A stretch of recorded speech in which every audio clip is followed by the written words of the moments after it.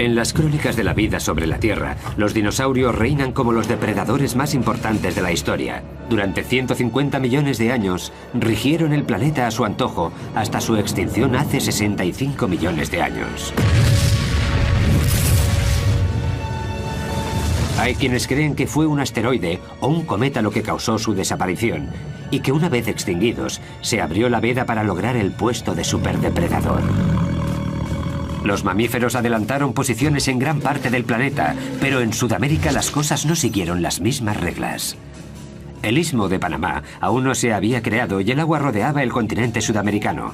Fue el aislamiento lo que hizo que aquí la evolución siguiera un curso distinto. Constituía una isla enorme cubierta de sabanas rodeadas de bosques. En este lugar, los mamíferos eran en su mayoría herbívoros que iban desde grandes perezosos hasta extrañas criaturas armadas como los gliptodontes.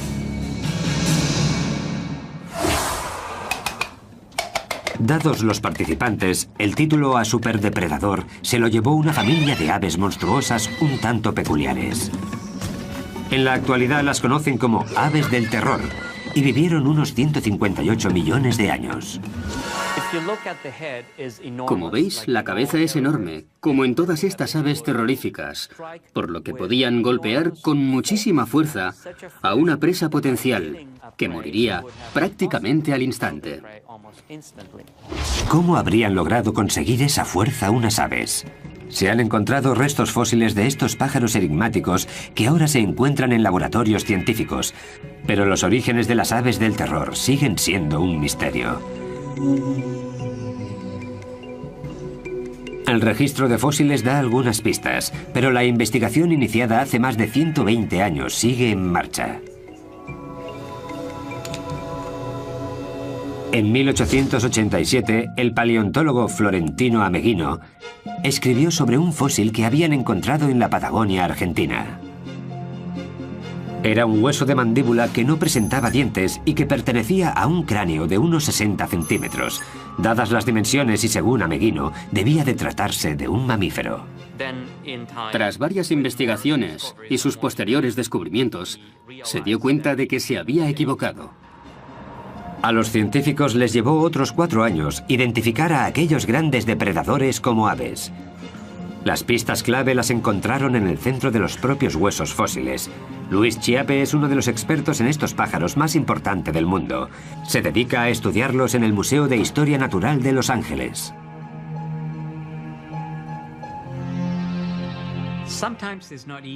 A veces no es fácil diferenciar un hueso de ave de los de un mamífero o incluso un reptil. Pero lo que sí suele ser más común es que los huesos de ave son más huecos y tienen una especie de finos muros, cosa que no ocurre en mamíferos y reptiles. El hueso de mi mano derecha es de cocodrilo y se puede apreciar la diferencia. Con el tiempo fueron apareciendo más fósiles de aves. ¿Pero de qué tipo? Sin lugar a dudas, de los grandes y de ejemplares sin alas. Posteriormente se encontraron también cráneos con picos muy afilados y con forma de gancho, lo que indicaba que estos monstruos eran carnívoros. Cuando apareció el primer cráneo completo de un ave del terror, los científicos se dieron cuenta de que aquel superdepredador no era un mamífero sin dientes, sino un ave depredadora y un ave gigante. Los picos en forma de gancho y las garras afiladas son las dos características que las aves del terror comparten con las aves de rapiña actuales. Solo que si tenemos en cuenta que medían hasta 2 metros y pesaban unos 180 kilos, estos pájaros dan mucho más miedo. Durante los primeros 100 años, tras el primer fósil encontrado, los científicos se toparon con restos suficientes para lograr identificar hasta 17 especies distintas de estas aves. Variaban en tamaño y vivieron en épocas diferentes durante un tiempo total de casi 60 millones de años. Pero en 2005 ocurrió algo inesperado. En Argentina salieron a la luz indicios de una nueva ave del terror. Un alumno de secundaria, Guillermo Aguirrezabala, salió a buscar fósiles con un amigo y acabaron realizando un descubrimiento histórico. Guillermo, ahora estudiante de paleontología en Buenos Aires, se ha sentido fascinado por los fósiles desde que era un niño. El hallazgo fue en el verano de 1999. No recuerdo bien la fecha, pero tiene que ser marzo. Sucedió a las afueras de la ciudad de Comayo, cerca de la linde oeste de la Patagonia Argentina. Se sabe que estas aves habitaban toda esa zona, además de Uruguay y Brasil. Nosotros ya habíamos encontrado algún que otro fósil, por lo que ya conocíamos los lugares y también sabíamos reconocer los fósiles. Este, particularmente, era un cráneo casi completamente cubierto. A partir de que encontramos las primeras piezas, contactamos con la gente de la Asociación Paleontológica de Bariloche. Y allí fue donde aprendimos a extraer fósiles. Guillermo y su amigo cubrieron con cuidado su hallazgo y lo transportaron unos 60 kilómetros hasta la ciudad de Bariloche. Lo entregaron al Museo de Paleontología de aquella pequeña ciudad y allí estuvo prácticamente ignorado durante 5 años. Cuando Luis Chiappe se enteró de lo ocurrido, se llevó un equipo internacional para que clasificase el nuevo ejemplar en la familia de las aves del terror. Resultó que se trataba de una especie totalmente nueva. Este cráneo mide casi 70 centímetros. Es enorme. Nos dejó atónitos. Fue un momento único. Eso sin duda. El equipo de Luis dató el cráneo en hace 15 millones de años y lo llamó Kelenken guillermoi. Kelenken por un antiguo espíritu de la Patagonia y Guillermoi por Guillermo. Se trataba de un descubrimiento único. Estaban ante una especie nueva con una cabeza distinta a la de cualquier otra ave de la historia. Con un cráneo de casi 70 centímetros, estamos ante el cráneo de ave más grande del mundo. Es incluso más grande que el de un caballo. Luis comparó los fósiles de otras aves del terror con los del Kelenken, tanto el cráneo como los huesos de una pata que se encontraron al mismo tiempo. Su deseo, aprender más cosas sobre el Kelenken, fuerza, velocidad. Tras examinar el cráneo de un ejemplar más pequeño de esas aves terroríficas, Luis Chiappe comienza a hacerse una idea de qué aspecto podría tener la especie nueva. Durante su estancia en Bariloche, la paleontóloga Sara Bertelli analizó los huesos de Kelenken del museo, los comparó con los de otras aves del terror y estipuló las posibles medidas de un Kelenken.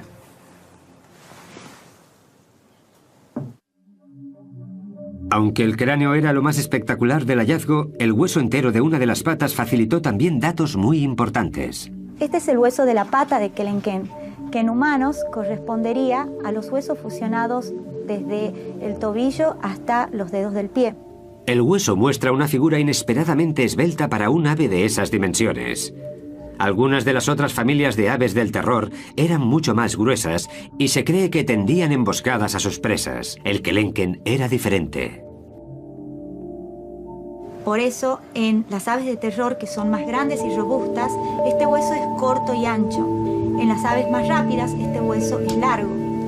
Y esta es la condición de Kelenken, y por lo cual nosotros pensamos que era un corredor. El Kelenken está entre las aves del terror más altas y rápidas. Pesaba alrededor de 180 kilos y medía unos 2 metros de alto. Sus patas eran muy esbeltas y musculadas, por lo que debían de alcanzar velocidades altas. Desde la punta del pico hasta la cola medían unos 3 metros, pero vistos de frente sorprendían con sus escasos 45 centímetros de ancho.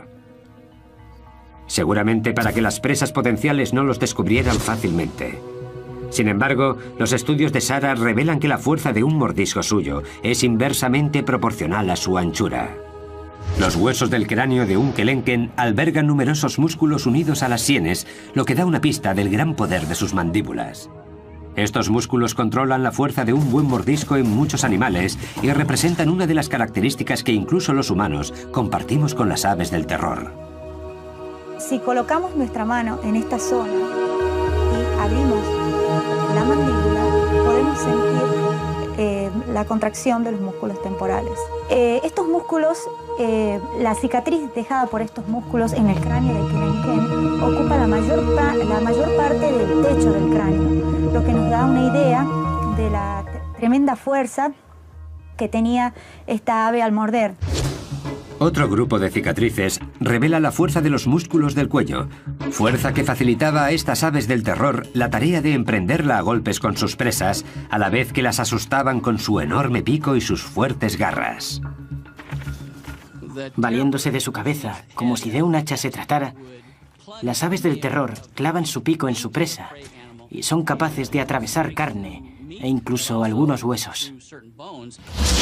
La cabeza de estas aves era una auténtica máquina de matar, un arma muy poderosa que bien les valió el puesto de superdepredador de toda Sudamérica.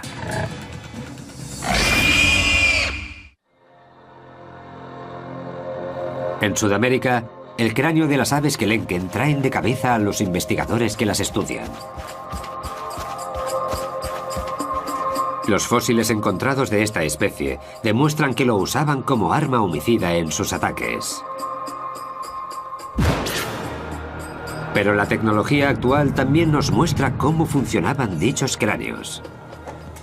Esto os va a gustar. En los Estados Unidos, 2 científicos se preparan para realizarle un TAC a un cráneo de una de estas aves y ver su interior. Larry Whitmer es profesor de anatomía en la Universidad de Ohio. Con él está Bob Chandler, especialista en aves del terror de la Universidad Estatal de Georgia. ¿Qué vamos a hacer? Intentaremos alinearlo para que quede centrado antes de proceder con los rayos X. Así el láser lo recorrerá completamente de arriba abajo. Listo. El proceso parte del cráneo de un ave del terror y le da la vuelta. No tarda ni un minuto, pero las imágenes resultantes dan pistas de la naturaleza de aquellas aves y de cómo vivían y cazaban.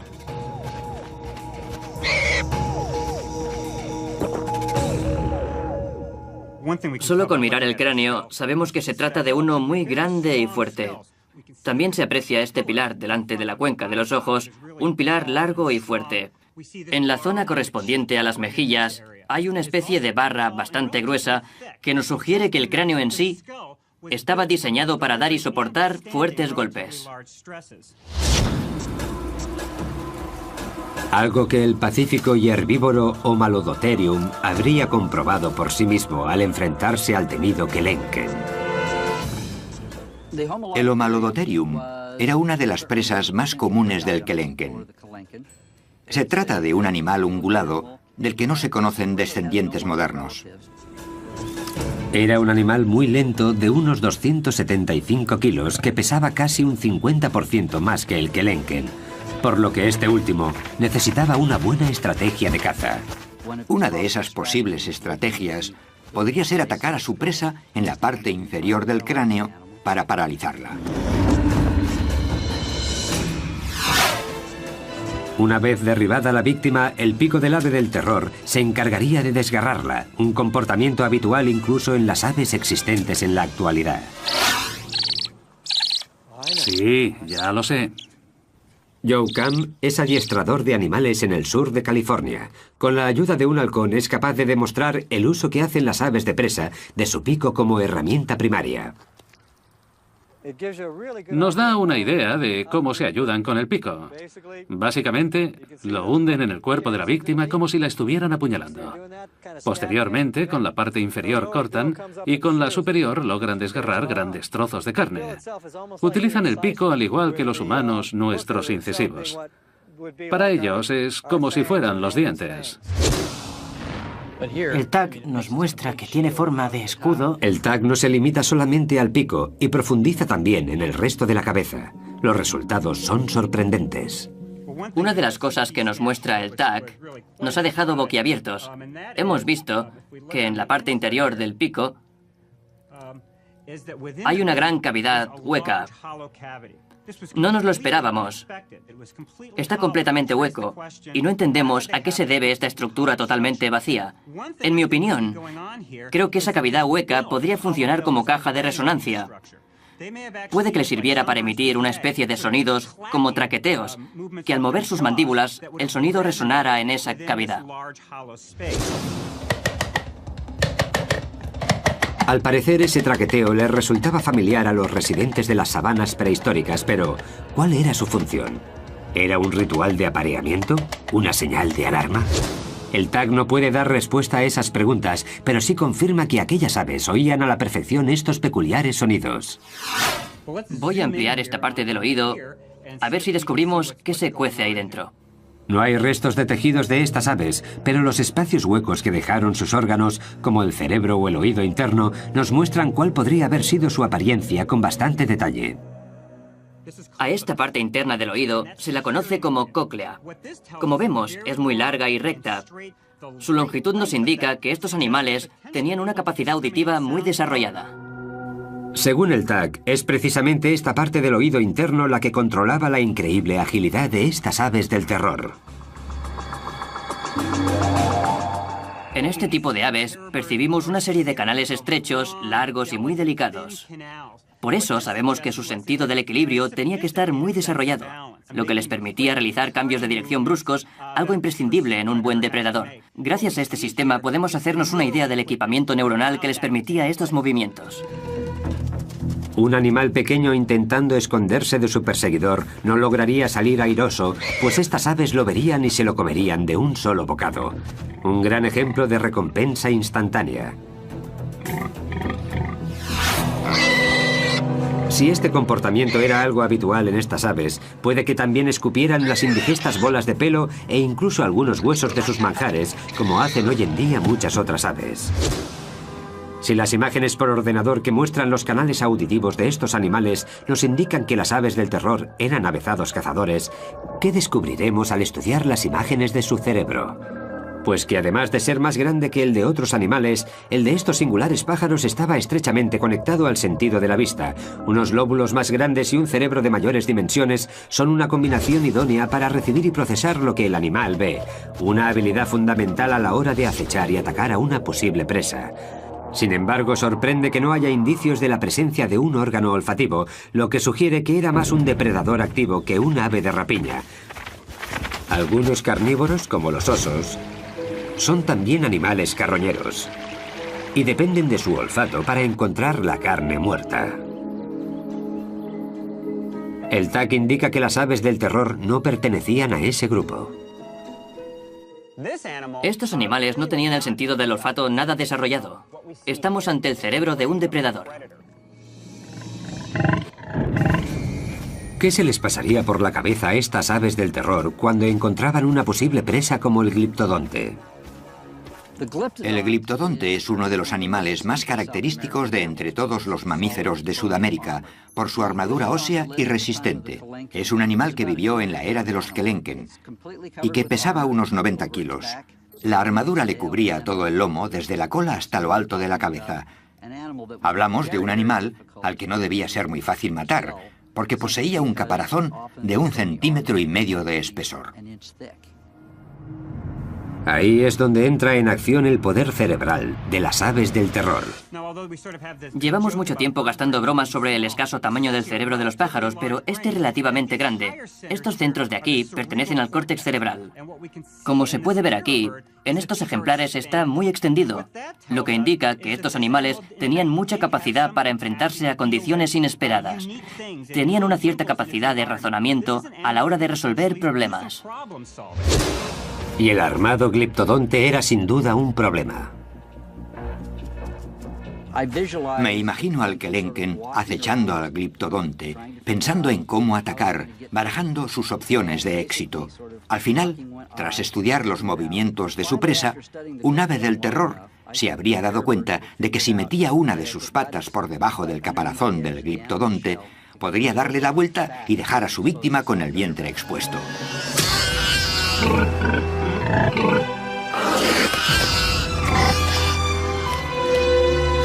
Sudamérica era el paraíso de las presas para los Kelenken y su familia. Al tratarse de un depredador activo y con un peso de unos 200 kilos, estas aves tenían que ingerir entre 10 y 15 kilos de comida al día. Y este aislado continente se los proporcionaba, por lo que estas aves del terror vivían en su propio jardín del Edén. Estamos hablando de grandes cantidades de posibles víctimas y de muy poca competencia para los Kelenken, pues muchos de ellos eran de enormes dimensiones. Pero nada es para siempre. Nuestro planeta está constantemente cambiando y el paraíso remoto de estas aves empezó a resquebrajarse al ritmo de las erupciones volcánicas.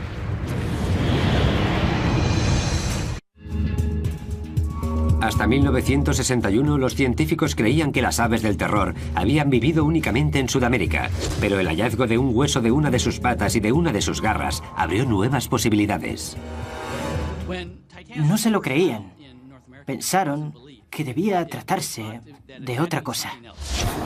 Esta cinta muestra a varios científicos trabajando en el río Santa Fe de Florida, el lugar en el que aparecieron los fragmentos de una criatura a la que identificaron como Titanis valeri, hasta ahora la única ave del terror encontrada en el continente norteamericano. ¿Se imagina la emoción que nos embargó a todos cuando descubrimos los restos del primer espécimen conocido de esta especie aquí en Florida? Esta criatura, oriunda de un continente aislado por el agua, consiguió llegar a 11.000 kilómetros de su lugar de origen. Su ruta seguía un sendero de lava y cenizas procedentes de varios volcanes.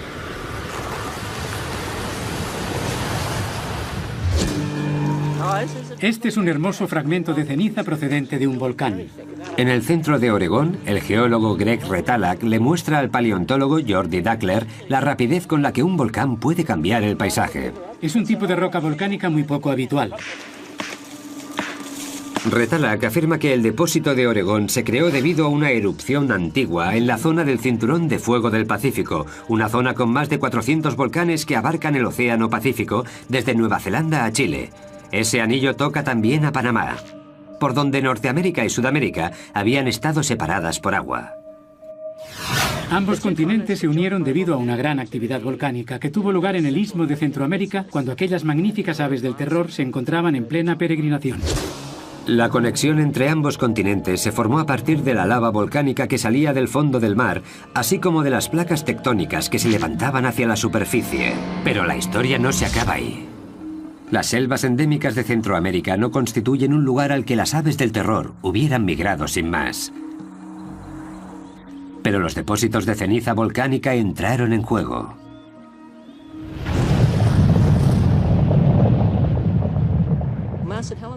Cuando el monte Santa Elena entró en erupción, originó una capa de 1 metro de ceniza más o menos.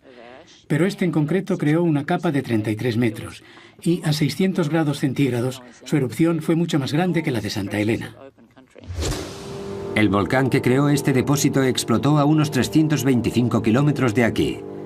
La capa más gruesa de rocas que dejó a su paso ocupa un área de unos 300.000 kilómetros cuadrados. Las desafortunadas criaturas que se encontraban aquí acabaron chamuscadas. Todo, árboles, animales, plantas, todo quedó sepultado bajo los ríos de lava que a 600 grados centígrados quemaron todo lo que encontraron a su paso. Las temperaturas eran superiores a las de un crematorio. No pudieron escapar. Nada podría sobrevivir a aquello. Hace entre 3 y 5 millones de años, varias erupciones como esta en Panamá provocaron lo que Retalak llama resurgimiento instantáneo de tierra. Destruyó las selvas y abrió el camino de las aves del terror hacia el norte. De tal forma que cuando las plantas volvieron a colonizar estas tierras devastadas por la ceniza, los animales acostumbrados a los espacios abiertos encontraron un nuevo paraíso entre sus ojos, como las aves del terror. Lo más probable es que aquellas que lograron sobrevivir a las erupciones migraran entre 400 y 500 kilómetros. Los huesos del Titanis que se encontraron en Florida constituyen una prueba de que las aves del terror cruzaron el Istmo de Panamá para llegar hasta Norteamérica.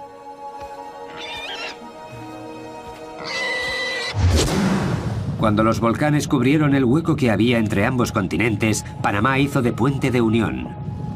Las aves migraron hacia nuevas sabanas, ampliando su territorio. Creo que estos animales eran como el resto. Si ven terreno a su disposición, harán todo lo posible por ocupar cuanto más mejor. Desde aquel gran descubrimiento en 1961 solo se han encontrado un puñado de fósiles de aves del terror norteamericanas.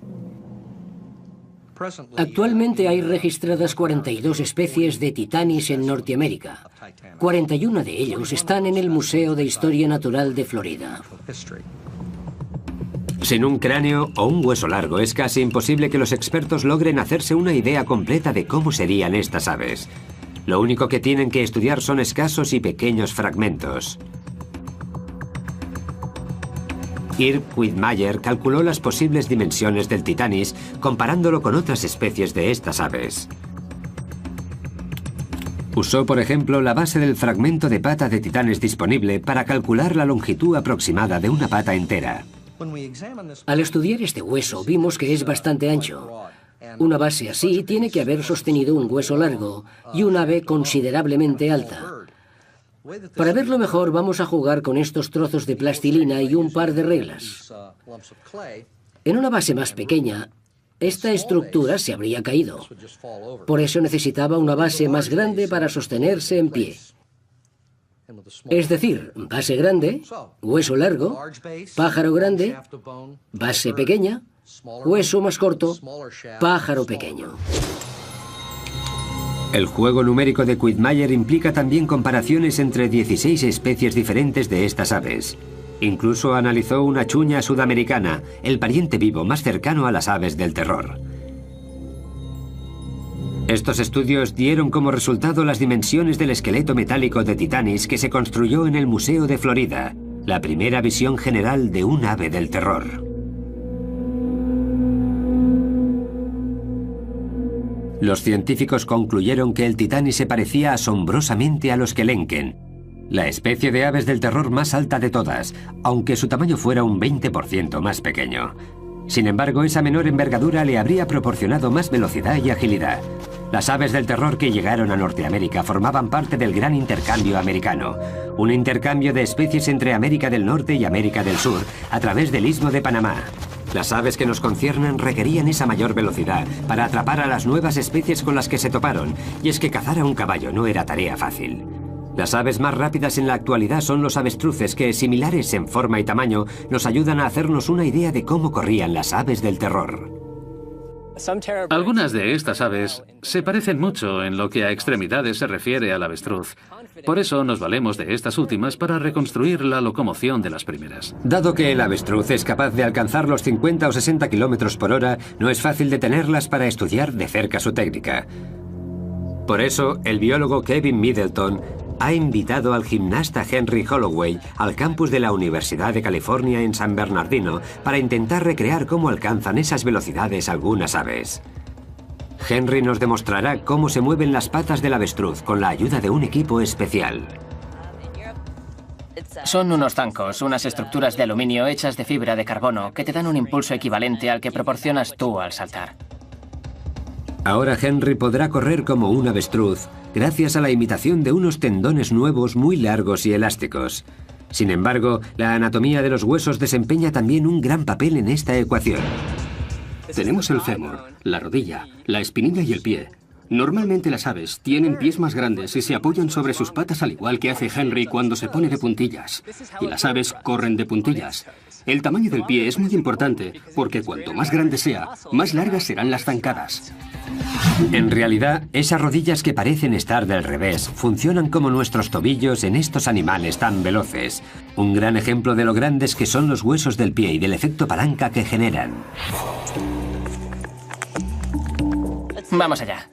Para Henry Holloway, los zancos de alta tecnología alargan de alguna manera el pie humano y ayudan a correr a la velocidad de las aves del terror. ¡Ya!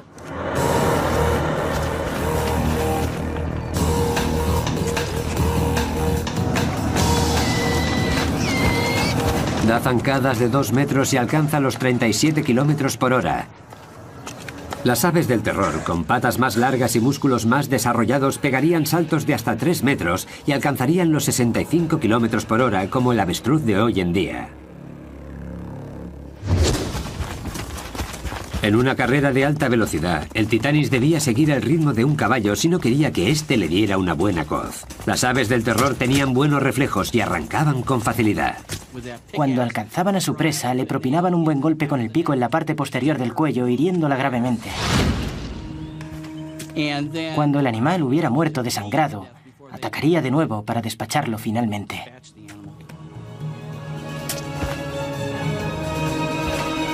Sin embargo, la vida en el nuevo continente no sería fácil para el Titanis. Supondría su primer contacto con los depredadores del norte, oponentes sin miedo que, aún así, jamás se habían tenido que enfrentar a las aves del terror.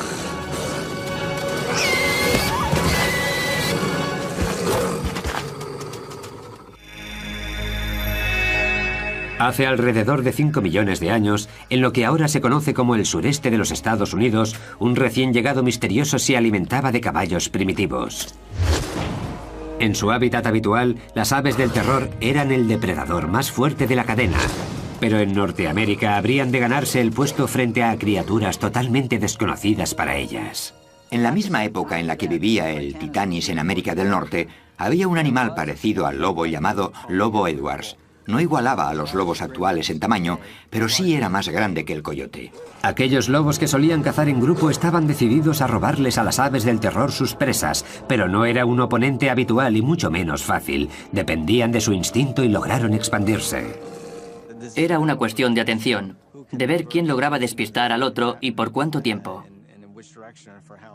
Si te despistas y tienes que enfrentarte a un lobo, seguramente no tengas muchas opciones de aprovechar tu energía y mantener a los demás a raya. Los lobos modernos suelen agobiar a sus presas. Seguramente sus primos prehistóricos hicieran algo semejante.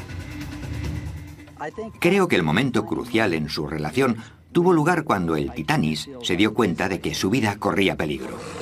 Cuando aquellas aves del terror se hicieron a la idea de que sus víctimas iban en grupo y también tenían su propia estrategia, decidieron emplear su energía en otras cosas y no sobre un cadáver. El Titanis entró en crisis. A medida que se acercaban los lobos, él se ponía más nervioso. La tensión es extrema y un movimiento en falso puede ser decisivo. Un sacrificio importante da la victoria a los lobos.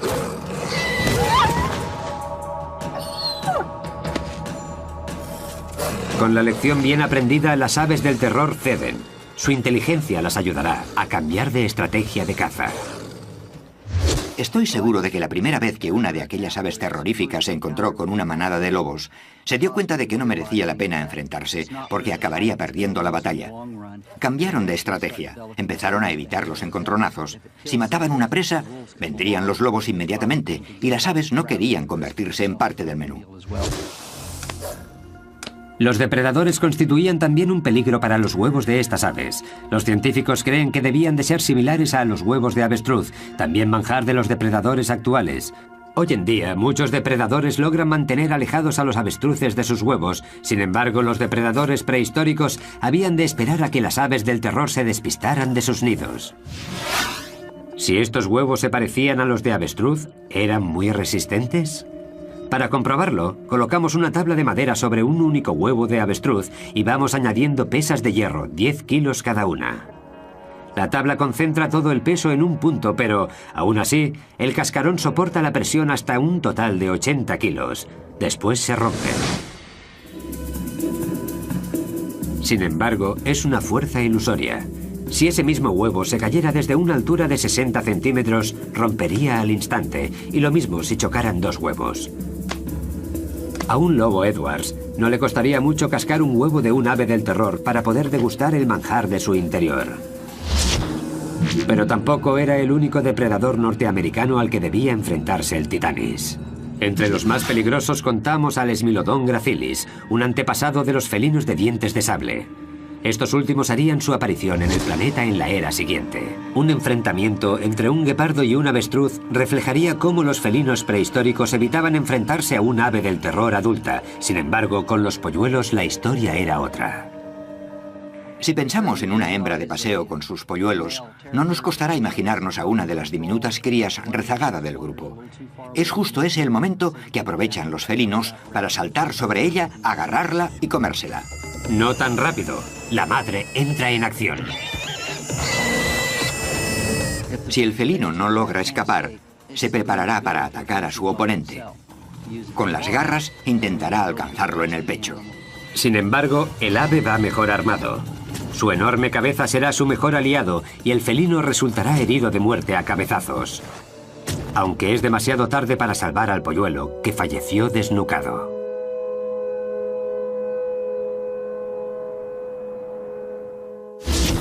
La vida en Norteamérica era mucho más difícil para estas aves de lo que lo había sido en el sur. Aquí los depredadores eran múltiples, entre ellos felinos y lobos, que seguirían evolucionando hasta convertirse en las superbestias del futuro. Estos nuevos competidores amenazaban la supervivencia de las aves del terror. El Titanis estaba en peligro de extinción.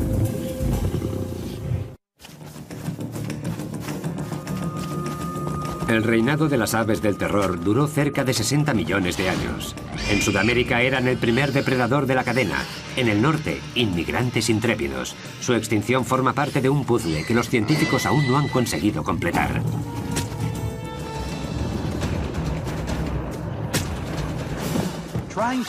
Todavía no hemos encontrado una explicación sencilla que justifique la extinción de estas aves, y no será fácil.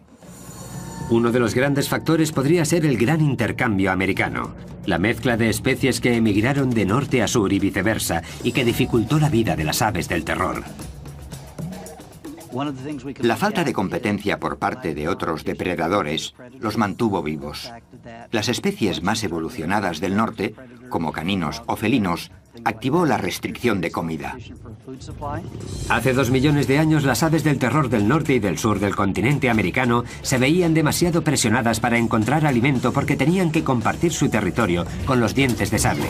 La presión que ejercían estos depredadores y oponentes fueron 2 factores de la extinción de las aves del terror, pero no los únicos. No creo que estas aves fueran derrotadas por los mamíferos, sino que se trató más bien de un cambio climático. Hace 2 millones de años el planeta sufrió una serie de eras glaciales.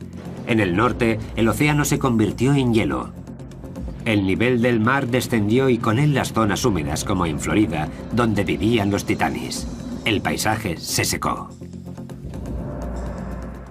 La vegetación también sufrió un cambio importante por culpa de la falta de agua, y las consecuencias afectaron a la alimentación de toda la cadena. El número y la variedad de animales de los que se alimentaba el Titanis se vio alterado. Es como el efecto dominó. Es como si el cambio climático originó la extinción del Titanis. En Sudamérica, los Andes continuaron el ascenso que habían comenzado hacía millones de años. Cada vez más bloqueaban las lluvias y las sabanas se fueron convirtiendo en secas estepas. Las aves estaban cada vez más afligidas. Medio ambiente, peligro, competencia. Todos ellos son posibles sospechosos en el misterio de las aves del terror sobre por qué su largo reinado acabó en completa extinción. ¿Fue solo uno? ¿Una combinación de los 3? Demasiado pronto para saberlo. Pero es precisamente ese el reto al que nos enfrentamos ahora los científicos. Ampliar los datos que tenemos de estos animales y entenderlos un poco mejor. Seguro que al final logramos averiguar por qué ya no están entre nosotros. El epílogo de la historia de las aves del terror se está escribiendo aún ahora en las excavaciones de Florida. Se sabe que muchas de las grandes aves vagaron por la Tierra hace millones de años, pero se cree que el Titanis, la última de esas aves, podría haber vivido hasta hace 10.000 años. Lo que significa que podrían haber llegado a tener contacto con los humanos. Aún no hemos encontrado ni un fragmento de Titanis. Quizá este no fuera el mejor sitio para buscar. Es la época correcta y la era adecuada, pero puede que no el entorno preciso. Los científicos Richard Halber y Bruce McFadden dirigen una excavación arqueológica en la que los sedimentos de calizas contenían fósiles del gran intercambio americano. Quieren resolver el enigma del Titanis. Puede que los humanos de su época los cazaran hasta provocar su extinción. Si el Titanis vivió hasta hace 10.000 años, una de las explicaciones posibles para la extinción de una de las aves con más éxito de la historia sería la acción humana, que por aquel entonces también se extendía por toda Norteamérica. El problema era el siguiente. En tierras secas, los fósiles aparecen en las capas sedimentarias. La posición de las capas suele corresponder a la fecha de los fósiles. Pero los del Titanis aparecieron bajo el agua, a donde los había llevado el río de Santa Fe. ¿De dónde salen estos fósiles? Es que se encontraron aislados en el medio del arroyo y no en una zona amplia de sedimentos. Los buceadores encontraron fragmentos de Titanis mezclados con huesos de animales que vivieron hace 10.000 años. Así que, ¿de cuándo podrían ser estos? Bruce McFadden resolvió el misterio gracias a los restos químicos de los minerales que había en los fósiles. Comparó los huesos de Titanis con los de otros especímenes recientes y con los de algunos de hace 2 millones de años. Cuando los huesos se convierten en fósiles, absorben minerales del agua del suelo, y estos minerales son únicos de cada época. Por eso los fósiles que pertenecen a diferentes momentos presentan elementos químicos distintos. Bruce recogió muestras de varios huesos fosilizados de Titanis y las preparó para su posterior análisis con un espectrómetro. Los resultados dieron el perfil de los elementos químicos de dichos huesos, prueba concluyente de que vivieron mucho antes de que el hombre llegara a Norteamérica.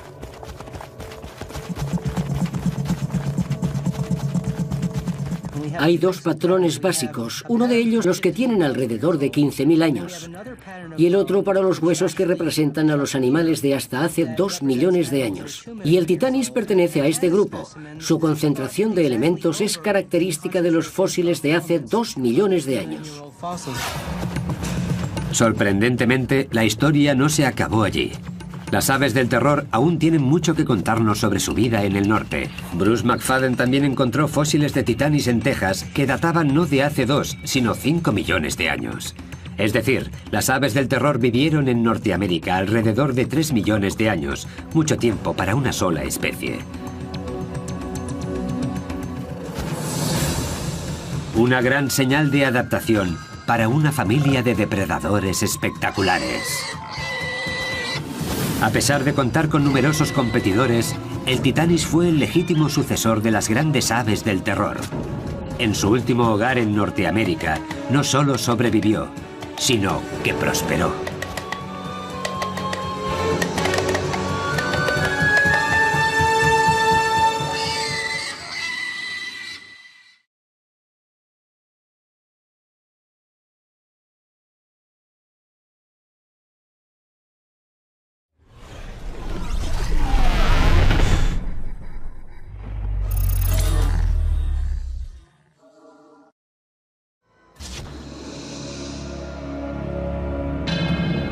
En las crónicas de la vida sobre la Tierra, los dinosaurios reinan como los depredadores más importantes de la historia. Durante 150 millones de años, rigieron el planeta a su antojo hasta su extinción hace 65 millones de años. Hay quienes creen que fue un asteroide o un cometa lo que causó su desaparición, y que una vez extinguidos, se abrió la veda para lograr el puesto de superdepredador. Los mamíferos adelantaron posiciones en gran parte del planeta, pero en Sudamérica las cosas no siguieron las mismas reglas. El Istmo de Panamá aún no se había creado y el agua rodeaba el continente sudamericano. Fue el aislamiento lo que hizo que aquí la evolución siguiera un curso distinto. Constituía una isla enorme cubierta de sabanas rodeadas de bosques. En este lugar, los mamíferos eran en su mayoría herbívoros que iban desde grandes perezosos hasta extrañas criaturas armadas como los gliptodontes. Dados los participantes, el título a superdepredador se lo llevó una familia de aves monstruosas un tanto peculiares. En la actualidad las conocen como aves del terror y vivieron unos 158 millones de años. Como veis, la cabeza es enorme, como en todas estas aves terroríficas, por lo que podían golpear con muchísima fuerza a una presa potencial, que moriría prácticamente al instante. ¿Cómo habrían logrado conseguir esa fuerza unas aves? Se han encontrado restos fósiles de estos pájaros enigmáticos que ahora se encuentran en laboratorios científicos, pero los orígenes de las aves del terror siguen siendo un misterio. El registro de fósiles da algunas pistas, pero la investigación iniciada hace más de 120 años sigue en marcha. En 1887, el paleontólogo Florentino Ameghino escribió sobre un fósil que habían encontrado en la Patagonia argentina. Era un hueso de mandíbula que no presentaba dientes y que pertenecía a un cráneo de unos 60 centímetros.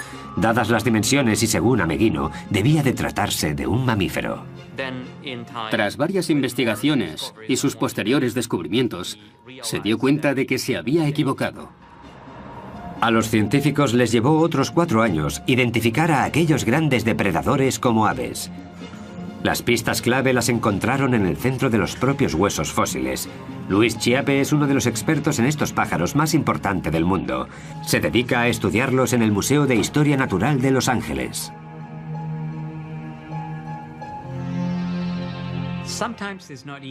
A veces no es fácil diferenciar un hueso de ave de los de un mamífero o incluso un reptil. Pero lo que sí suele ser más común es que los huesos de ave son más huecos y tienen una especie de finos muros, cosa que no ocurre en mamíferos y reptiles. El hueso de mi mano derecha es de cocodrilo y se puede apreciar la diferencia.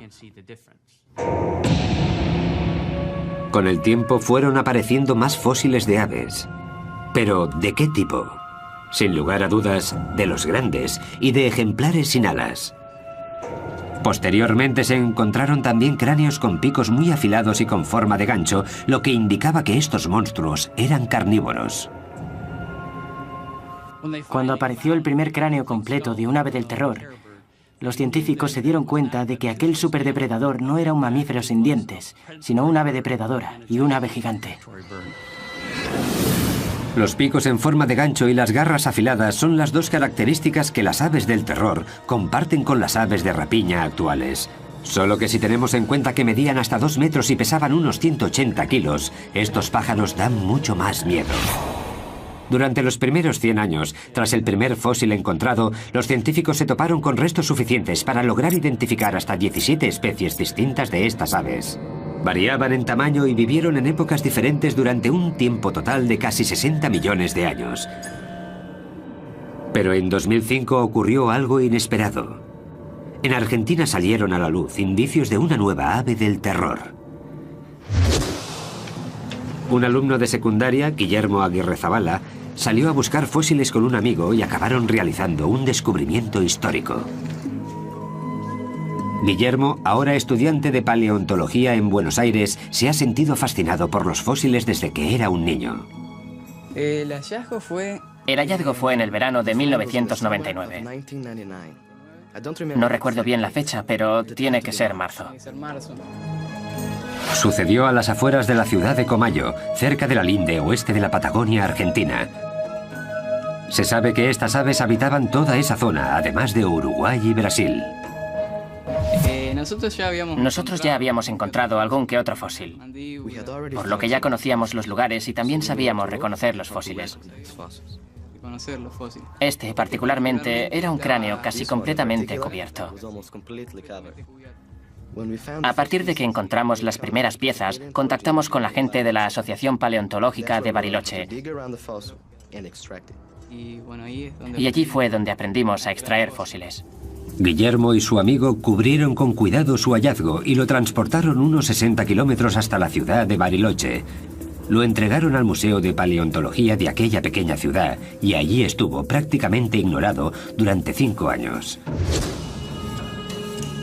Cuando Louis Chiappe se enteró de lo ocurrido, se llevó un equipo internacional para que clasificase el nuevo ejemplar en la familia de las aves del terror. Resultó que se trataba de una especie totalmente nueva. Este cráneo mide casi 70 centímetros. Es enorme. Nos dejó atónitos. Fue un momento único. Eso sin duda. El equipo de Louis dató el cráneo en hace 15 millones de años y lo llamó Quelenquen guillermoi. Quelenquen por un antiguo espíritu de la Patagonia y Guillermoi por Guillermo. Se trataba de un descubrimiento único. Estaban ante una especie nueva con una cabeza distinta a la de cualquier otra ave de la historia. Con un cráneo de casi 70 centímetros, estamos ante el cráneo de ave más grande del mundo. Es incluso más grande que el de un caballo. Luis comparó los fósiles de otras aves del terror con los del Kelenken, tanto el cráneo como los huesos de una pata que se encontraron al mismo tiempo. Su deseo, aprender más cosas sobre el Kelenken, fuerza, velocidad. Tras examinar el cráneo de un ejemplar más pequeño de esas aves terroríficas, Luis Chiappe comienza a hacerse una idea de qué aspecto podría tener la especie nueva. Durante su estancia en Bariloche, la paleontóloga Sara Bertelli analizó los huesos de Kelenken del museo, los comparó con los de otras aves del terror y estipuló las posibles medidas de un Kelenken.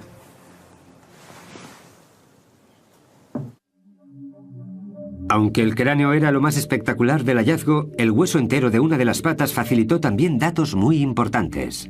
Este es el hueso de la pata de Kelenken, que en humanos correspondería a los huesos fusionados desde el tobillo hasta los dedos del pie. El hueso muestra una figura inesperadamente esbelta para un ave de esas dimensiones. Algunas de las otras familias de aves del terror eran mucho más gruesas y se cree que tendían emboscadas a sus presas. El Kelenken era diferente.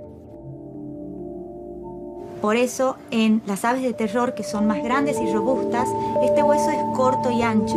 En las aves más rápidas, este hueso es largo.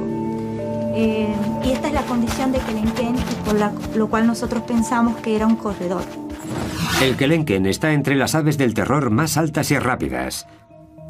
Pesaba alrededor de 180 kilos y medía unos 2 metros de alto.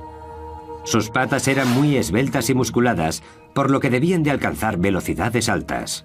Desde la punta del pico hasta la cola medían unos 3 metros, pero vistos de frente sorprendían con sus escasos 45 centímetros de ancho. Seguramente para que las presas potenciales no los descubrieran fácilmente. Sin embargo, los estudios de Sara revelan que la fuerza de un mordisco suyo es inversamente proporcional a su anchura. Los huesos del cráneo de un Kelenken albergan numerosos músculos unidos a las sienes, lo que da una pista del gran poder de sus mandíbulas. Estos músculos controlan la fuerza de un buen mordisco en muchos animales y representan una de las características que incluso los humanos compartimos con las aves del terror. Si colocamos nuestra mano en esta zona y abrimos la mandíbula, podemos sentir la contracción de los músculos temporales. Estos músculos, la cicatriz dejada por estos músculos en el cráneo de Kelenken ocupa la mayor parte del techo del cráneo, lo que nos da una idea de la tremenda fuerza que tenía esta ave al morder. Otro grupo de cicatrices revela la fuerza de los músculos del cuello, fuerza que facilitaba a estas aves del terror la tarea de emprenderla a golpes con sus presas, a la vez que las asustaban con su enorme pico y sus fuertes garras. Valiéndose de su cabeza, como si de un hacha se tratara, las aves del terror clavan su pico en su presa y son capaces de atravesar carne e incluso algunos huesos. La cabeza de estas aves era una auténtica máquina de matar, un arma muy poderosa que bien les valió el puesto de superdepredador de toda Sudamérica.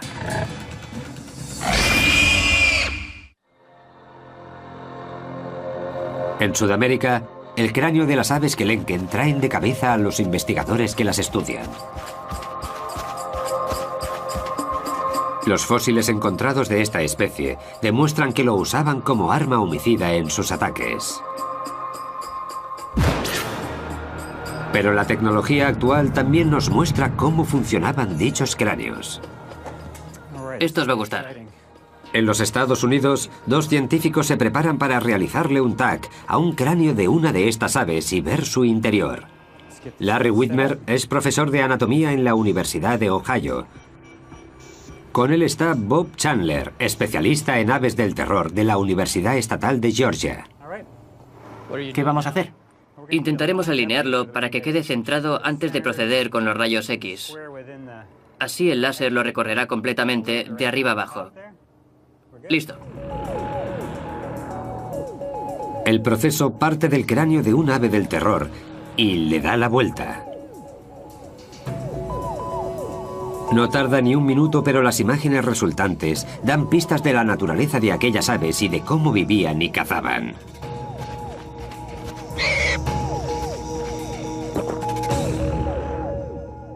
Solo con mirar el cráneo sabemos que se trata de uno muy grande y fuerte. También se aprecia este pilar delante de la cuenca de los ojos, un pilar largo y fuerte. En la zona correspondiente a las mejillas hay una especie de barra bastante gruesa que nos sugiere que el cráneo en sí estaba diseñado para dar y soportar fuertes golpes. Algo que el pacífico y herbívoro Homalodotherium habría comprobado por sí mismo al enfrentarse al temido Kelenken. El Homalodotherium era una de las presas más comunes del Kelenken. Se trata de un animal ungulado del que no se conocen descendientes modernos. Era un animal muy lento de unos 275 kilos que pesaba casi un 50% más que el Kelenken, por lo que este último necesitaba una buena estrategia de caza. Una de esas posibles estrategias podría ser atacar a su presa en la parte inferior del cráneo para paralizarla. Una vez derribada la víctima, el pico del ave del terror se encargaría de desgarrarla, un comportamiento habitual incluso en las aves existentes en la actualidad. Sí, ya lo sé. Joe Cam es adiestrador de animales en el sur de California. Con la ayuda de un halcón es capaz de demostrar el uso que hacen las aves de presa de su pico como herramienta primaria. Nos da una idea de cómo se ayudan con el pico. Básicamente, lo hunden en el cuerpo de la víctima como si la estuvieran apuñalando. Posteriormente, con la parte inferior cortan y con la superior logran desgarrar grandes trozos de carne. Utilizan el pico al igual que los humanos nuestros incisivos. Para ellos es como si fueran los dientes. El tag nos muestra que tiene forma de escudo. El tag no se limita solamente al pico y profundiza también en el resto de la cabeza. Los resultados son sorprendentes. Una de las cosas que nos muestra el tag nos ha dejado boquiabiertos. Hemos visto que en la parte interior del pico hay una gran cavidad hueca. No nos lo esperábamos. Está completamente hueco y no entendemos a qué se debe esta estructura totalmente vacía. En mi opinión, creo que esa cavidad hueca podría funcionar como caja de resonancia. Puede que le sirviera para emitir una especie de sonidos como traqueteos, que al mover sus mandíbulas, el sonido resonara en esa cavidad. Al parecer, ese traqueteo les resultaba familiar a los residentes de las sabanas prehistóricas, pero ¿cuál era su función? ¿Era un ritual de apareamiento? ¿Una señal de alarma? El tag no puede dar respuesta a esas preguntas, pero sí confirma que aquellas aves oían a la perfección estos peculiares sonidos. Voy a ampliar esta parte del oído, a ver si descubrimos qué se cuece ahí dentro. No hay restos de tejidos de estas aves, pero los espacios huecos que dejaron sus órganos, como el cerebro o el oído interno, nos muestran cuál podría haber sido su apariencia con bastante detalle. A esta parte interna del oído se la conoce como cóclea. Como vemos, es muy larga y recta. Su longitud nos indica que estos animales tenían una capacidad auditiva muy desarrollada. Según el tag, es precisamente esta parte del oído interno la que controlaba la increíble agilidad de estas aves del terror. En este tipo de aves percibimos una serie de canales estrechos, largos y muy delicados.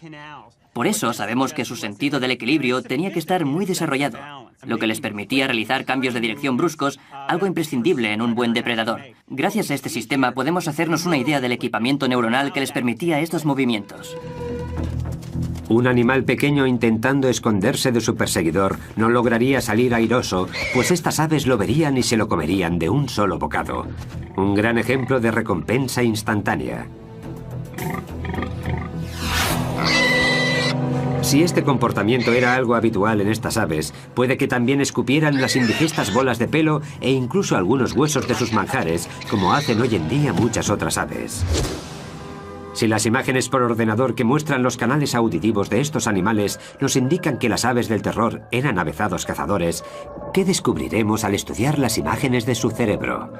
Pues que además de ser más grande que el de otros animales, el de estos singulares pájaros estaba estrechamente conectado al sentido de la vista. Unos lóbulos más grandes y un cerebro de mayores dimensiones son una combinación idónea para recibir y procesar lo que el animal ve, una habilidad fundamental a la hora de acechar y atacar a una posible presa. Sin embargo, sorprende que no haya indicios de la presencia de un órgano olfativo, lo que sugiere que era más un depredador activo que un ave de rapiña. Algunos carnívoros, como los osos, son también animales carroñeros y dependen de su olfato para encontrar la carne muerta. El tag indica que las aves del terror no pertenecían a ese grupo. Estos animales no tenían el sentido del olfato nada desarrollado. Estamos ante el cerebro de un depredador. ¿Qué se les pasaría por la cabeza a estas aves del terror cuando encontraban una posible presa como el gliptodonte? El gliptodonte es uno de los animales más característicos de entre todos los mamíferos de Sudamérica por su armadura ósea y resistente. Es un animal que vivió en la era de los Kelenken y que pesaba unos 90 kilos. La armadura le cubría todo el lomo desde la cola hasta lo alto de la cabeza. Hablamos de un animal al que no debía ser muy fácil matar, porque poseía un caparazón de 1,5 centímetros de espesor. Ahí es donde entra en acción el poder cerebral de las aves del terror. Llevamos mucho tiempo gastando bromas sobre el escaso tamaño del cerebro de los pájaros, pero este es relativamente grande. Estos centros de aquí pertenecen al córtex cerebral. Como se puede ver aquí, en estos ejemplares está muy extendido, lo que indica que estos animales tenían mucha capacidad para enfrentarse a condiciones inesperadas. Tenían una cierta capacidad de razonamiento a la hora de resolver problemas. Y el armado gliptodonte era sin duda un problema. Me imagino al Kelenken acechando al gliptodonte, pensando en cómo atacar, barajando sus opciones de éxito. Al final, tras estudiar los movimientos de su presa, un ave del terror se habría dado cuenta de que si metía una de sus patas por debajo del caparazón del gliptodonte, podría darle la vuelta y dejar a su víctima con el vientre expuesto.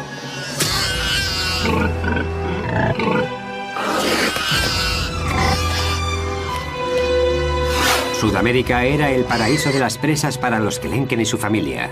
Al tratarse de un depredador activo y con un peso de unos 200 kilos, estas aves tenían que ingerir entre 10 y 15 kilos de comida al día. Y este aislado continente se los proporcionaba, por lo que estas aves del terror vivían en su propio jardín del Edén. Estamos hablando de grandes cantidades de posibles víctimas y de muy poca competencia para los Kelenken, pues muchos de ellos eran de enormes dimensiones. Pero nada es para siempre. Nuestro planeta está constantemente cambiando y el paraíso remoto de estas aves empezó a resquebrajarse al ritmo de las erupciones volcánicas.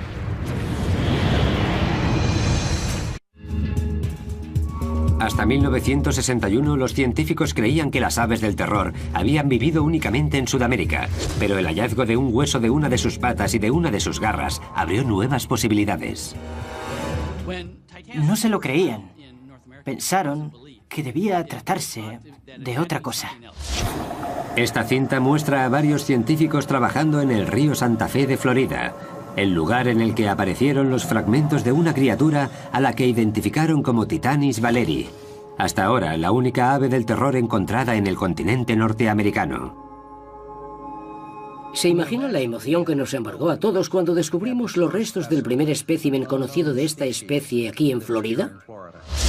Esta criatura, oriunda de un continente aislado por el agua, consiguió llegar a 11.000 kilómetros de su lugar de origen. Su ruta seguía un sendero de lava y cenizas procedentes de varios volcanes.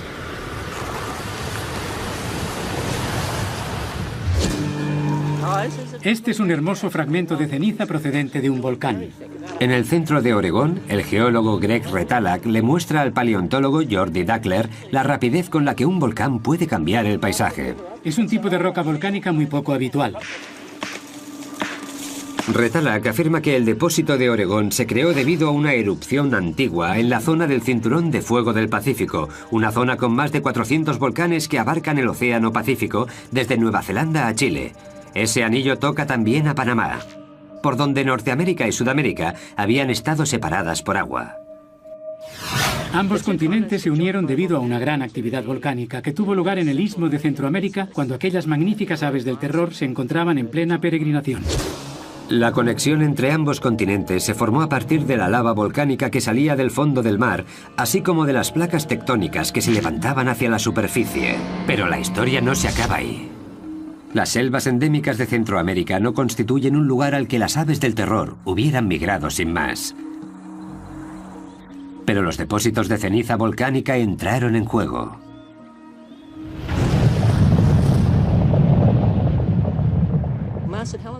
Cuando el monte Santa Elena entró en erupción, originó una capa de 1 metro de ceniza más o menos. Pero este en concreto creó una capa de 33 metros y a 600 grados centígrados su erupción fue mucho más grande que la de Santa Elena. El volcán que creó este depósito explotó a unos 325 kilómetros de aquí. La capa más gruesa de rocas que dejó a su paso ocupa un área de unos 300.000 kilómetros cuadrados. Las desafortunadas criaturas que se encontraban aquí acabaron chamuscadas. Todo, árboles, animales, plantas, todo quedó sepultado bajo los ríos de lava que a 600 grados centígrados quemaron todo lo que encontraron a su paso. Las temperaturas eran superiores a las de un crematorio. No pudieron escapar. Nada podría sobrevivir a aquello. Hace entre 3 y 5 millones de años, varias erupciones como esta en Panamá provocaron lo que Retalhak llama resurgimiento instantáneo de tierra. Destruyó las selvas y abrió el camino de las aves del terror hacia el norte. De tal forma que cuando las plantas volvieron a colonizar estas tierras devastadas por la ceniza, los animales acostumbrados a los espacios abiertos encontraron un nuevo paraíso entre sus ojos, como las aves del terror. Lo más probable es que aquellas que lograron sobrevivir a las erupciones migraran entre 400 y 500 kilómetros. Los huesos del Titanis que se encontraron en Florida constituyen una prueba de que las aves del terror cruzaron el istmo de Panamá para llegar hasta Norteamérica.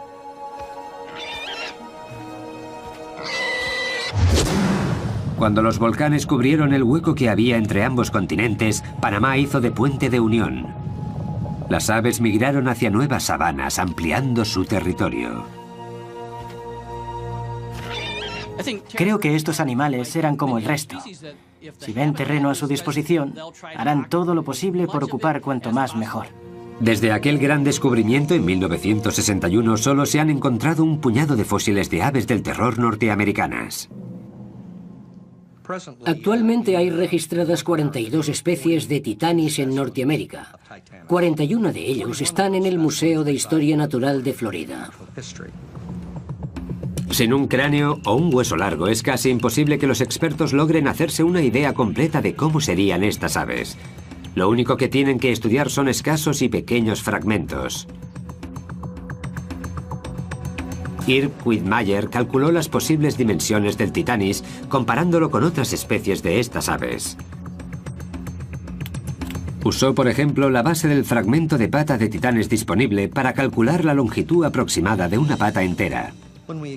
Al estudiar este hueso vimos que es bastante ancho.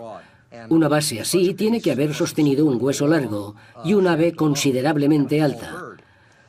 Para verlo mejor vamos a jugar con estos trozos de plastilina y un par de reglas. En una base más pequeña, esta estructura se habría caído. Por eso necesitaba una base más grande para sostenerse en pie. Es decir, base grande, hueso largo, pájaro grande, base pequeña, hueso más corto, pájaro pequeño. El juego numérico de Quittmeyer implica también comparaciones entre 16 especies diferentes de estas aves.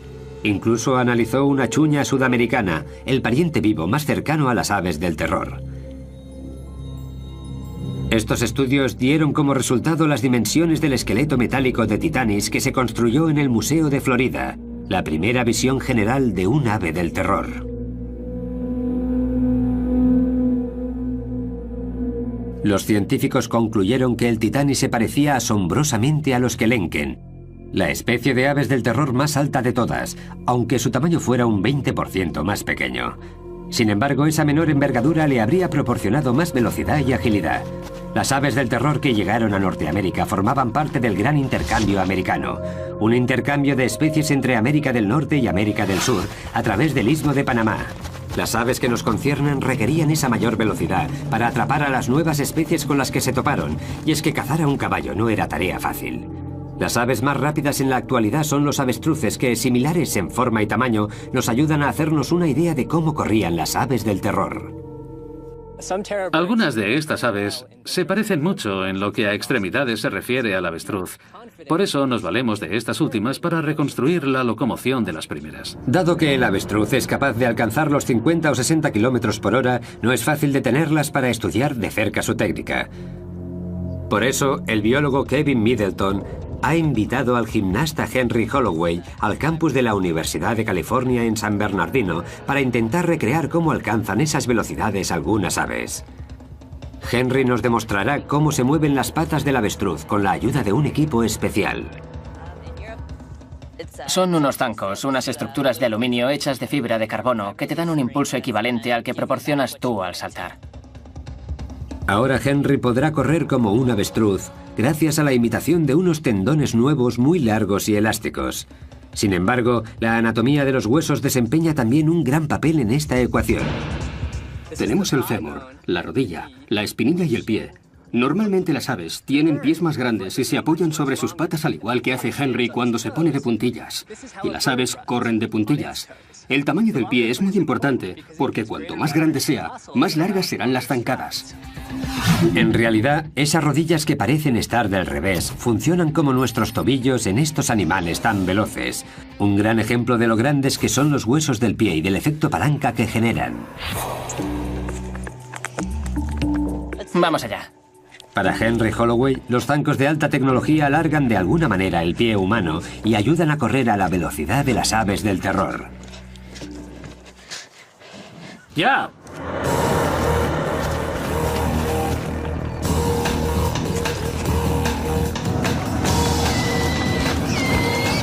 Da zancadas de 2 metros y alcanza los 37 kilómetros por hora. Las aves del terror, con patas más largas y músculos más desarrollados, pegarían saltos de hasta 3 metros y alcanzarían los 65 kilómetros por hora como el avestruz de hoy en día. En una carrera de alta velocidad, el Titanis debía seguir el ritmo de un caballo si no quería que éste le diera una buena coz. Las aves del terror tenían buenos reflejos y arrancaban con facilidad. Cuando alcanzaban a su presa, le propinaban un buen golpe con el pico en la parte posterior del cuello, hiriéndola gravemente. Cuando el animal hubiera muerto desangrado, atacaría de nuevo para despacharlo finalmente.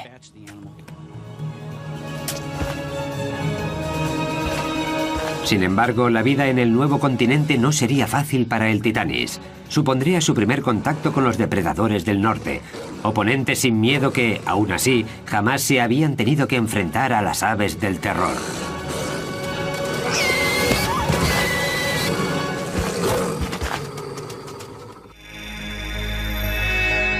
Hace alrededor de 5 millones de años, en lo que ahora se conoce como el sureste de los Estados Unidos, un recién llegado misterioso se alimentaba de caballos primitivos. En su hábitat habitual, las aves del terror eran el depredador más fuerte de la cadena, pero en Norteamérica habrían de ganarse el puesto frente a criaturas totalmente desconocidas para ellas. En la misma época en la que vivía el Titanis en América del Norte, había un animal parecido al lobo llamado lobo Edwards. No igualaba a los lobos actuales en tamaño, pero sí era más grande que el coyote. Aquellos lobos que solían cazar en grupo estaban decididos a robarles a las aves del terror sus presas, pero no era un oponente habitual y mucho menos fácil. Dependían de su instinto y lograron expandirse. Era una cuestión de atención, de ver quién lograba despistar al otro y por cuánto tiempo. Si te despistas y tienes que enfrentarte a un lobo, seguramente no tengas muchas opciones de aprovechar tu energía y mantener a los demás a raya. Los lobos modernos suelen agobiar a sus presas. Seguramente sus primos prehistóricos hicieran algo semejante. Creo que el momento crucial en su relación tuvo lugar cuando el Titanis se dio cuenta de que su vida corría peligro.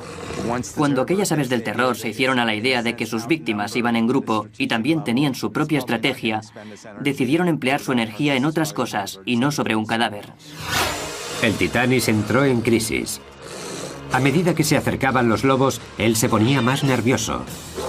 La tensión es extrema y un movimiento en falso puede ser decisivo. Un sacrificio importante da la victoria a los lobos.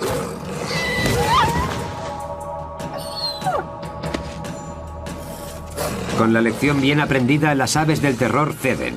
Su inteligencia las ayudará a cambiar de estrategia de caza.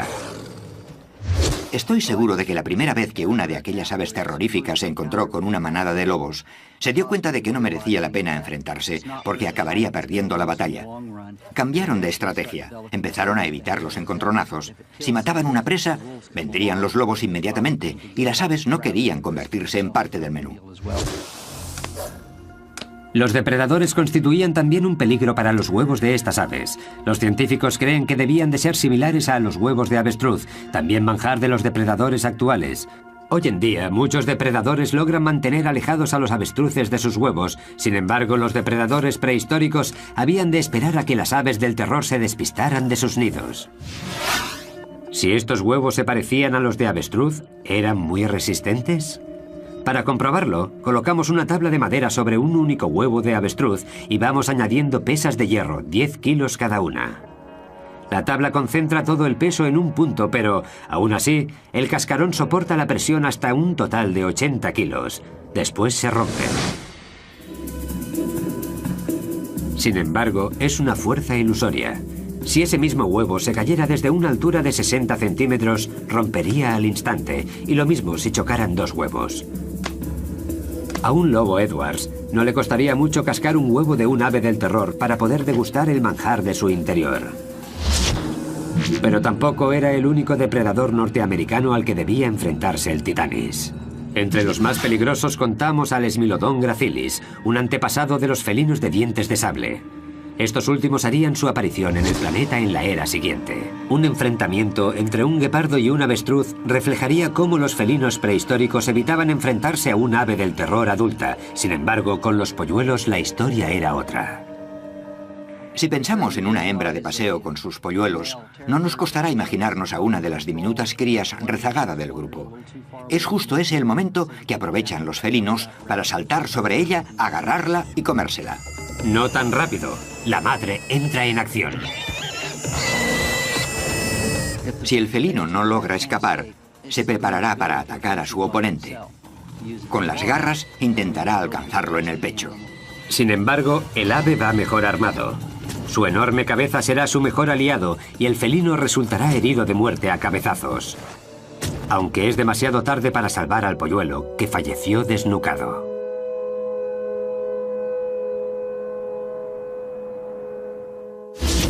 La vida en Norteamérica era mucho más difícil para estas aves de lo que lo había sido en el sur. Aquí los depredadores eran múltiples, entre ellos felinos y lobos, que seguirían evolucionando hasta convertirse en las superbestias del futuro. Estos nuevos competidores amenazaban la supervivencia de las aves del terror. El Titanis estaba en peligro de extinción.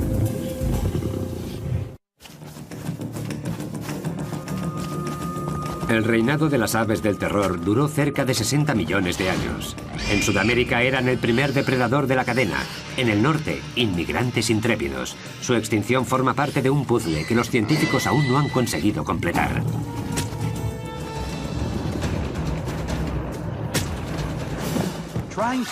Todavía no hemos encontrado una explicación sencilla que justifique la extinción de estas aves, y no será fácil. Uno de los grandes factores podría ser el gran intercambio americano, la mezcla de especies que emigraron de norte a sur y viceversa, y que dificultó la vida de las aves del terror. La falta de competencia por parte de otros depredadores los mantuvo vivos. Las especies más evolucionadas del norte, como caninos o felinos, activó la restricción de comida. Hace 2 millones de años las aves del terror del norte y del sur del continente americano se veían demasiado presionadas para encontrar alimento porque tenían que compartir su territorio con los dientes de sable. La presión que ejercían estos depredadores y oponentes fueron 2 factores de la extinción de las aves del terror, pero no los únicos. No creo que estas aves fueran derrotadas por los mamíferos, sino que se trató más bien de un cambio climático. Hace 2 millones de años el planeta sufrió una serie de eras glaciales. En el norte, el océano se convirtió en hielo. El nivel del mar descendió y con él las zonas húmedas, como en Florida, donde vivían los titanis. El paisaje se secó. La vegetación también sufrió un cambio importante por culpa de la falta de agua, y las consecuencias afectaron a la alimentación de toda la cadena. El número y la variedad de animales de los que se alimentaba el Titanis se vio alterado. Es como el efecto dominó. Es como si el cambio climático originó la extinción del Titanis. En Sudamérica, los Andes continuaron el ascenso que habían comenzado hacía millones de años. Cada vez más bloqueaban las lluvias y las sabanas se fueron convirtiendo en secas estepas. Las aves estaban cada vez más afligidas. Medio ambiente, peligro, competencia. Todos ellos son posibles sospechosos en el misterio de las aves del terror sobre por qué su largo reinado acabó en completa extinción. ¿Fue solo uno? ¿Una combinación de los tres? Demasiado pronto para saberlo. Pero es precisamente ese el reto al que nos enfrentamos ahora los científicos. Ampliar los datos que tenemos de estos animales y entenderlos un poco mejor. Seguro que al final logramos averiguar por qué ya no están entre nosotros.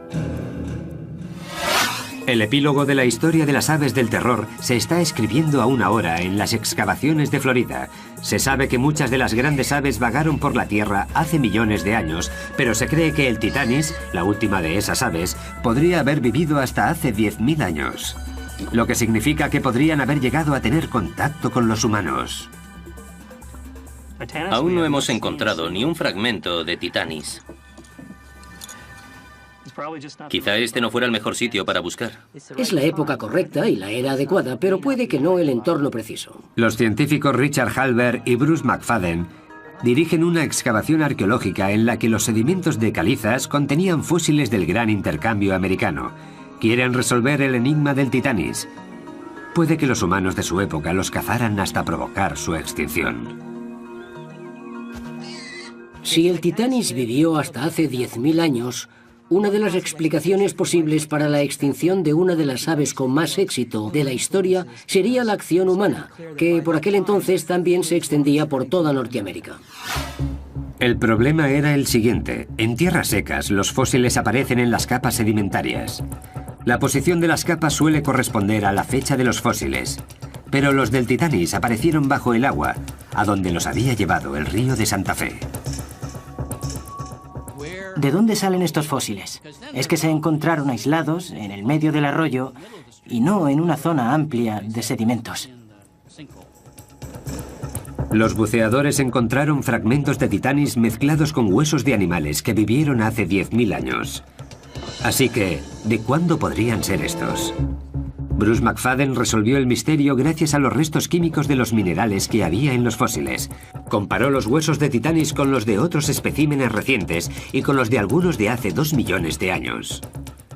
Cuando los huesos se convierten en fósiles, absorben minerales del agua del suelo, y estos minerales son únicos de cada época. Por eso los fósiles que pertenecen a diferentes momentos presentan elementos químicos distintos. Bruce recogió muestras de varios huesos fosilizados de Titanis y las preparó para su posterior análisis con un espectrómetro. Los resultados dieron el perfil de los elementos químicos de dichos huesos, prueba concluyente de que vivieron mucho antes de que el hombre llegara a Norteamérica.